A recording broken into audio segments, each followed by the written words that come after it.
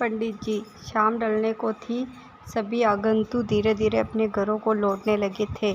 तभी बीरबल ने देखा कि एक मोटा सा आदमी शर्माता हुआ चुपचाप एक कोने में खड़ा है।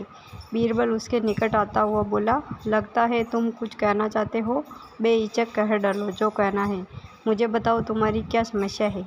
वह मोटा व्यक्ति संकुचाता हुआ बोला, मेरी समस्या यह है कि मैं पढ़ा लिखा नहीं हूँ। मैंने अपनी शिक्षा पर ध्यान नहीं दिया, जिसका मुझे खेद है। मैं भी समाज में सिर उठाकर सम्मान से जीना चाहता हूँ, पर अब नहीं लगता कि ऐसा कभी हो पाएगा। ऐसा कभी नहीं हो पाएगा। नहीं, कोई देर नहीं, ऐसा ज़रूर होगा यदि तुम हिम्मत न हारो और परिश्रम करो। तुम में भी योग्यता है, बीरबल ने कहा, लेकिन ज्ञान पाने में तो सालों लग जाएंगे। मोटे आदमी ने कहा, मैं इतना इंतज़ार नहीं कर सकता। मैं तो यह जानना चाहता हूँ कि क्या कोई ऐसा तरीका है कि चुटकी बजाते ही प्रसिद्धि मिल जाए। प्रसिद्धि पाने का ऐसा आसान रास्ता तो कोई नहीं है, बीरबल बोला। यदि तुम वास्तव में योग्य और प्रसिद्ध करवाना चाहते हो तो मेहनत करनी ही होगी। वह भी कुछ समय के लिए। यह सुनकर मोटा आदमी सोच में डूब गया। नहीं, मुझ में इतना धैर्य नहीं है, मोटे आदमी ने कहा।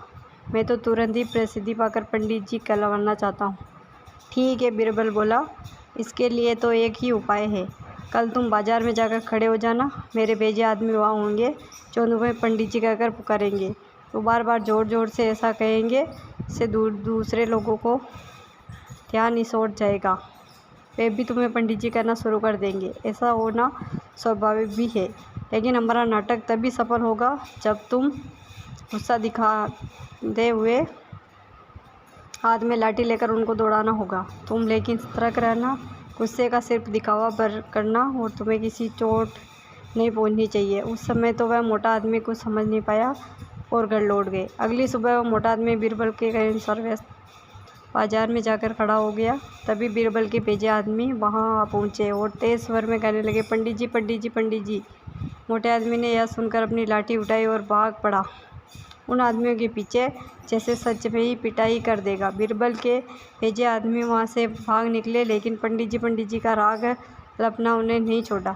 कुछ ही देर बाद आवारा लड़कों का वहां घूमता समूह पंडित जी चिल्लाता हुआ उस मोटे आदमी के पास आ धमका।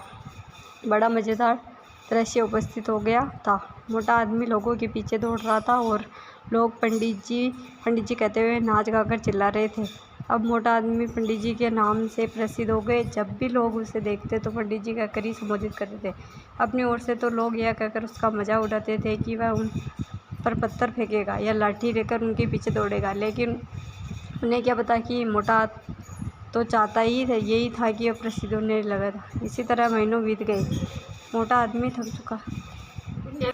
मोटा आदमी ने बीरबल के निर्देश पर अमल किया। जब वह कुछ भी माह में दूसरे माह से लौट कर आया तो उन लोगों ने उसे पंडित जी कहकर परेशान करना चाहा, लेकिन उसने कोई ध्यान नहीं दिया।